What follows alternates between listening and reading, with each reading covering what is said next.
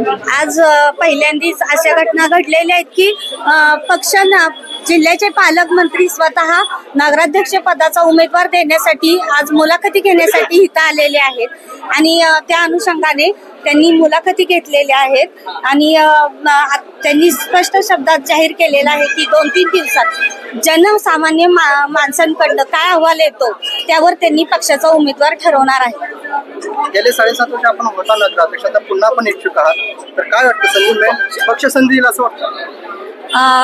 नक्कीच मला असं वाटतंय, कारण गेले 7.5 वर्ष आम्हाला भाजपनं शहराच्या विकासासाठी भरपूर निधी दिलेला आहे, कोणताही हात आकडता न घेता, आणि त्याच्याच आधारावर भरपूर शहराची कामंही झालेली आहेत आणि 7.5 वर्षाचा अनुभव बघता, काम बघता पक्ष मला नक्कीच संधी देईल अशी अपेक्षा आहे.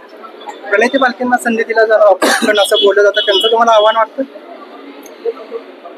आव्हान कोणाचं का वाटावं, आपलं काम बोलणार आहे. माणसांच्या मनात आपण किती आहोत हेही आपल्याला आजमावण्याची ही संधी आहे. मला माहिती नाही समोरचा विरोधी किती प्रबळ आहे किती नाही, फक्त आपण सध्या आपली उमेदवारी कशी टिकवता येईल आणि आपण कसा लढा द्यायचा, लढायचं तर आहे एवढं निश्चित नाही तर अपक्ष राहणार नाही, अजून तो विचार नाही.